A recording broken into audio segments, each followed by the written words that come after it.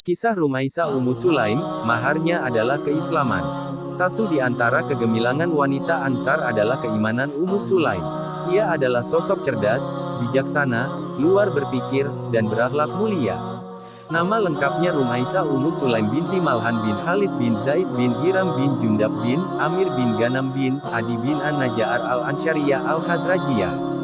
Ia adalah salah seorang wanita di Madinah yang memeluk Islam. Sifat-sifat yang dimiliki sosok seorang muslimah melekat padanya. Maka tak heran, anak pamannya, Malik bin Nadar, meminangnya untuk dijadikan istri. Dari pernikahan keduanya, lahirlah sahabat setia Rasulullah Shallallahu Alaihi Wasallam, Anas bin Malik. Saat Islam datang di negeri Makkah, warga Ansar yang jujur sudah mulai mendengar berita gembira datangnya seorang nabi. Ummu Sulaim adalah salah satu penduduk Madinah yang langsung menyambut seruan Islam. Tidak ada keraguan di dalamnya meski ia paham konsekuensi keimanannya di antara kaumnya yang belum beriman. Kemarahan besar ia dapatkan dari suaminya, Malik bin Nadar. Malik mendamprat Ummu Sulaim yang telah memeluk cahaya Islam. "Apakah kamu sudah murtad dari agamamu?" tanya Malik. "Tidak," jawab tegas Ummu Sulaim, "bahkan aku sesungguhnya telah beriman." Karena perbedaan prinsip keimanan, keduanya pun berpisah. Setelah bercerai, sosok Ummu Sulaim yang teguh, keibuan, dan jujur menarik hati Abu Talha. Seorang hartawan yang kala itu juga masih belum beriman. Ia pun mengajukan lamaran ke Ummu Sulaim. Namun, Ummu Sulaim dengan tegas menolaknya. "Demi Allah, orang seperti engkau tidak pantas ditolak. Hanya saja engkau adalah orang kafir, sedangkan aku seorang muslimah. Sehingga, tidak halal bagiku untuk menikah denganmu. Jika kamu masuk Islam, maka itulah mahar bagiku dan aku tidak meminta yang selain dari itu," ungkap Ummu Sulaim kepada Abu Talha. Sungguh, ungkapan tersebut mampu menyentuh perasaan yang paling dalam dan mengisi hati Abu Talha. Ummu Sulaim bukanlah seorang wanita yang suka bermain-main dan takut dengan rayuan kemewahan. Ummu Sulaim adalah wanita cerdas, namun hatinya lembut. Abu Talha berpikir apakah dirinya akan mendapatkan wanita yang lebih baik dari Ummu Sulaim untuk diperistri dan menjadi ibu bagi anak-anaknya. Dengan mantap Abu Talha pun mengikrarkan keislamannya.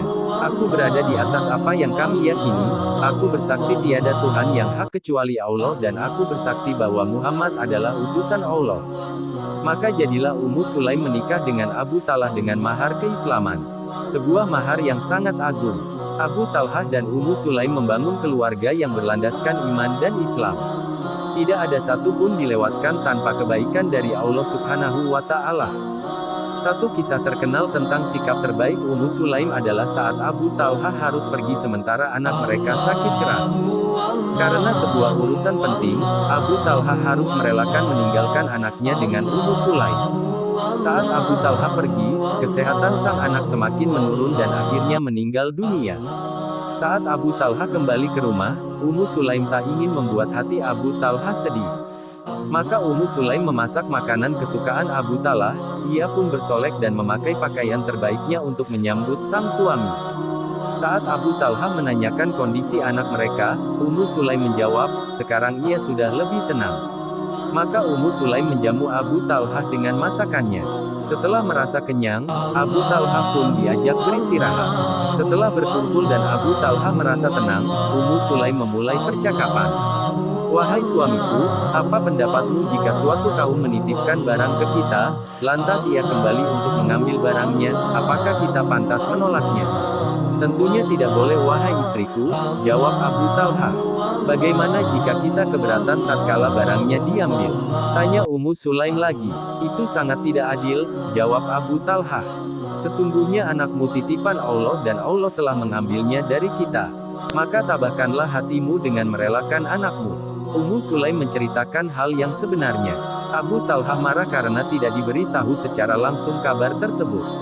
Keesokan harinya ia menghadap Rasulullah Shallallahu Alaihi Wasallam dan mengadukan permasalahannya. Rasulullah Shallallahu Alaihi Wasallam justru menjawab, "Semoga Allah merahmati malam kalian." Hadis riwayat Muslim. Ummu Sulaim pun hamil dan setelah melahirkan, Rasulullah Shallallahu Alaihi Wasallam memberikannya nama Abdullah. Kesabaran yang luar biasa ditunjukkan oleh Ummu Sulaim. Sikapnya yang tegar karena ditinggal anaknya lebih kuat sehingga bisa menghibur hari suaminya. Ia pula yang menyerahkan anaknya, Anas bin Malik, sebagai pelayan rumah Rasulullah. Ummu Sulaim merasa malu tidak bisa memberikan apa-apa untuk dakwah. Ia pun menyerahkan Anas sebagai pemuda yang terus ikut bersama Rasulullah, bahkan banyak meriwayatkan hadis dari beliau Shallallahu Alaihi Wasallam. NC 62 ed. Hafiz Mufti Sani. Dikutip dari artikel Rumaisa.